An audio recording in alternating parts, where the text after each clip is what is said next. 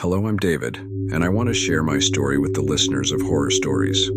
Although it may seem unbelievable, I assure you that I have experienced it firsthand. I believe this happens to those who don't believe in the paranormal until they encounter it. One Thursday, I made plans with a friend to go out partying. He picked me up around 7 in the evening. We were going to celebrate a colleague's birthday on the other side of the city in Spokane. The I-90 would take us there directly. It wasn't a very long journey, but it was by road. We were chatting and listening to music, and the most fun part was that we were going to a costume party. So we were joking around constantly. I was dressed as Freddy Krueger and my friend as a skeleton. As we exited Route 90, the GPS instructed us to turn left onto a narrow, dark dirt road. However, in the distance, we could see lights that seemed to be our friend's house, a few kilometers away in the darkness.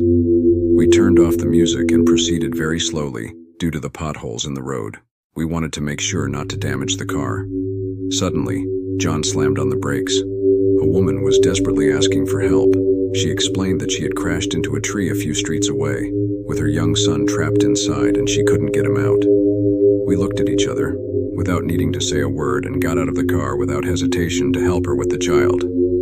After getting out of the car, we followed the woman to where her car supposedly was. The street was engulfed in darkness, only interrupted by the faint lights of distant street lamps. Each step heightened the tension in the air, and the silence seemed to envelop us like a cold blanket. The woman led us along a narrow, poorly lit path amidst the shadows of the trees. The crunch of our footsteps on the dry leaves was the only sound breaking the silence of the night. As we advanced, a strange sensation overcame me, as if we were being watched by something invisible among the trees. When we reached the spot where the woman's car was, after an endless wait, we encountered the dark silhouette of the vehicle in the twilight. The woman rushed toward the car, shouting her son's name as she ran into the darkness. However, something in the atmosphere made us feel increasingly uneasy. As we approached, I could see the front impact the vehicle had suffered. The doors were locked, the windows were up, and to our amazement, the child was not inside. We stood frozen for a moment, unsure of what to do.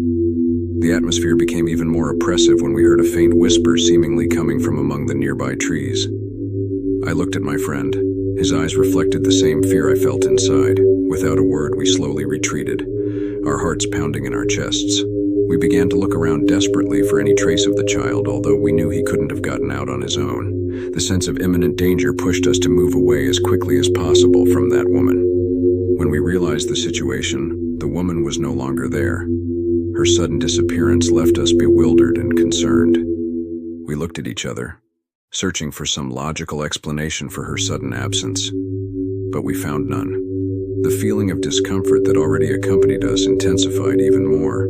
Without knowing what to do, we decided to explore the surroundings in search of any clue that could give us hints about what had just happened. We decided to split up to search more efficiently. My friend checked the surroundings of the car while I ventured a little further, delving into the darkness towards the nearby streets. As I advanced, the silence of the night became more unsettling, and every shadow seemed to come to life in my mind. Suddenly, I heard a faint murmur that seemed to come from a nearby alley. With my heart pounding, I approached cautiously, trying not to make any noise. When I reached the alley, I was petrified to see a blurry figure barely visible in the darkness. With each step I took, the figure became a little clearer. I noticed it was the same woman, but something about her posture and the way she remained motionless filled me with unease. When I was a few meters away, I could see her pale and distressed face dimly illuminated by the moonlight. "Are you okay?" I asked. The woman didn't respond, but I could see the fear reflected in her ease. Then, I noticed something else. In her trembling hand, she held a small, worn-out, and dirty rag doll. Without fully understanding what was happening, I reached out to her, offering help. But at that moment, I heard a sinister whisper that seemed to come from the doll. My instincts screamed for me to get away, but something in the situation kept me paralyzed, unable to move. It was then that my friend appeared by my side, breaking the momentary spell. At that moment, we ran to the car at full speed, desperately trying to call 911 for help. We locked ourselves in the car and waited what seemed like an eternity, until a patrol car arrived. When they arrived, we told them what had happened. Both of us were breathless and scared. The police officers examined the scene, and upon seeing the car, exchanged worried looks. They informed us that the woman had been in an accident 2 days ago and had unfortunately passed away, and they were waiting for a tow truck to take the car away. However, it reassured us to know that she had her son with her at the time of the accident, and he was in perfect condition, barely scratched thanks to the car seat that saved his life, although she hadn't been as lucky. After receiving the shocking news about the woman's accident, we were overcome with a feeling of shock and sadness. It was difficult to process what had happened and understand how we could have witnessed such a situation. Meanwhile, the police continued their investigations at the accident scene, searching for evidence that could shed light on what we had witnessed. We stayed in the car, reflecting on the fragility of life and grateful that the woman's son was safe. But how could we have seen that woman if she was no longer in this world? As we calmed down, we chose to share our information with the police, detailing how we found the car and what we witnessed upon arrival. When describing the woman, one of the police officers took out his phone and showed us a photograph, asking if it was her. We confirmed that it was, and at that moment, her face paled instantly. There was no longer any doubt about who we had seen. Finally, the patrol car left the scene, suggesting that we go home. We stayed a moment longer, reflecting on the strange chain of events we had experienced. With our hearts still racing from the experience, we headed home, not understanding what we had just experienced. If you liked this story, give it a like and subscribe to not miss other stories as disturbing as this one. We continue with another even more chilling horror story than the previous one. This story is truly impactful. It was submitted by a subscriber, but anonymously, who wants to keep their identity secret, so please discretion. My name is Thomas, and I live in a town in the United States in Iron Mountain, with fewer than 8,000 inhabitants, surrounded by nature and tranquility. In my countryside home, I grow my own food and make a living selling wood. That night, with winter approaching, I found myself needing to go out in search of wood with my truck, as it was my main source of income. I left around 5 p.m., just as the sun began to set on the horizon. As usual, I brought along my faithful companion Toby, my guard dog, in the back of the truck. While traveling along a familiar trail, I came across some logs that could serve to keep the home warm during the winter season and to sell the rest. Without hesitation, I got out of the truck, loaded the logs, and continued on my way. The routes are poorly lit, but the truth is that I know the roads very well, and I've always returned home without a problem. However, that night something felt different. As I advanced along the trail, a sense of unease began to take hold of me, as if I were being watched by something or someone in the darkness. Toby, my loyal dog, also seemed nervous, his ears standing upright, and he occasionally growled as if sensing some nearby danger. I tried to ignore my nerves and attributed the feeling to the tension of the approaching winter and the loneliness of the road. However, I couldn't shake the feeling that something was wrong. At one point, Toby jumped out of the back of the truck with a start, and I slammed on the brakes, feeling a knot in my stomach. I knew Toby wasn't easily scared, so his reaction only increased my unease. I quickly got out of the truck and ventured into the darkness, following Toby, who had moved a few meters off the path. I tried to calm him down, but he seemed determined to move forward, with the hairs on his back standing up and his eyes fixed on something I couldn't see. It was then that I heard a sinister sound, a barely perceptible whisper that seemed to float in the air, enveloping me in a sense of unease. Despite the unsettling feeling that engulfed me, I cautiously followed Toby. The darkness seemed denser than usual, as if it were laden with a presence I couldn't define. To be honest, my hands started trembling as we continued along the trail, with the persistent whisper in my ears. Then, suddenly, Toby came to a sudden stop and began growling, his eyes fixed on the bushes. I called him to come back, but he was too disturbed to obey. With my heart pounding in my chest, I slowly approached the bushes, only hearing the rustling of dry leaves and Toby's increasingly intense growling. A chill ran down my spine as I saw a figure, but I still couldn't make out what it was. Toby kept growling, his protective instincts on high alert. My mind filled with dark and terrifying thoughts as I wondered what creature or human could be approaching us in the darkness of the night. There were no houses nearby, no neighbors to attribute the presence of that figure to. Who or what could be lurking on this lonely road in the middle of the night?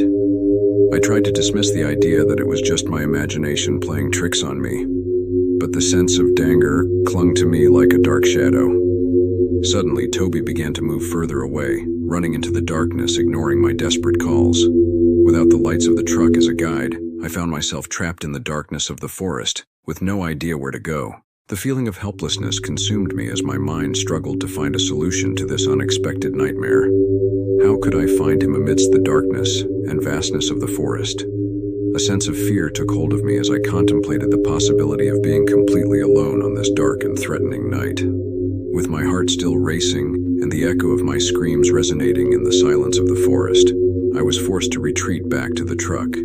Each step felt endless, and the fear of not finding him grew with each passing moment. After what seemed like an eternity, I finally caught sight of the truck's lights in the distance. With a sigh of relief, I ran towards it and quickly climbed inside, feeling a faint glimmer of hope amidst the despair. Once inside, I turned on the interior lights and grabbed a flashlight. My mind was filled with worry for him, but I knew I needed to find a way to locate him in the vastness of the forest. Without wasting any more time, I prepared to venture back into the darkness and find my faithful friend at all costs. With the flashlight in hand, I stepped out of the truck and plunged back into the forest. The sound of my footsteps echoed in the stillness of the night as my gaze scanned every corner in search of any sign of Toby. The winter cold began to chill my bones, but the fear for my dog's safety propelled me forward. My calls faded into the air unanswered. I pressed on among the trees, trying to stay calm and focused on my mission to find him. Suddenly, a distant sharp sound broke the silence, causing my heart to stop for a moment. It was as if something was moving among the bushes, but I couldn't distinguish what it was. With the flashlight held high, I approached slowly towards the source of the noise, filled with fear and anticipation, and upon illuminating, I saw Toby huddled among the bushes, trembling in fear. I hurried towards him and stroked him to calm him down, relieved to have found him safe and sound. However, his nervous behavior made me feel a sense of unease deep within my being. I tried to reassure Toby as I lifted him up and carried him back to the truck. The journey back was filled with tense silence, only interrupted by the sound of our hurried steps. Finally, we reached the truck and hastily climbed in. I started the engine and drove away from the forest, feeling a huge relief to leave behind that ominous darkness. Upon entering the house, Toby was behaving strangely. His gaze was vacant, as if he were looking at something I couldn't see. The atmosphere in the house became tense. Every little noise made me jump nervously, and I felt vulnerable. I decided to stay awake that night, worried about Toby's strange behavior and what we might have encountered in the forest. I sat by the window, watching the dark forest for any sign of danger. Time passed slowly, and with each passing hour I was filled with a growing sense of unease. Then, in the middle of the night, I heard a terrifying sound that sent chills down my spine. It was a howl, but it wasn't a normal wolf or coyote howl. It was a sinister and disturbing sound, as if it came from something supernatural. With trembling hands, I grabbed a flashlight and looked out the window. I was ready to go out with my shotgun if I saw anything, but I saw nothing as I peered out. The nights passed, and the memory of that experience wouldn't leave me, wondering what had happened and if Toby would be okay. His strange behavior and the terrifying sound in the forest continued to haunt my mind, without allowing rest. Every time I closed my eyes, I heard that sinister howl echoing in the darkness. Unable to find a logical explanation for what had happened, I tried to focus on my usual tasks around the house and in the fields. However, the feeling of unease never left me completely. I need to find answers, both for my own peace of mind and to make sure Toby will be safe, but to this day, I find no explanation. If you have enjoyed this story, we invite you to subscribe and activate the bell so you don't miss any others. Until next time.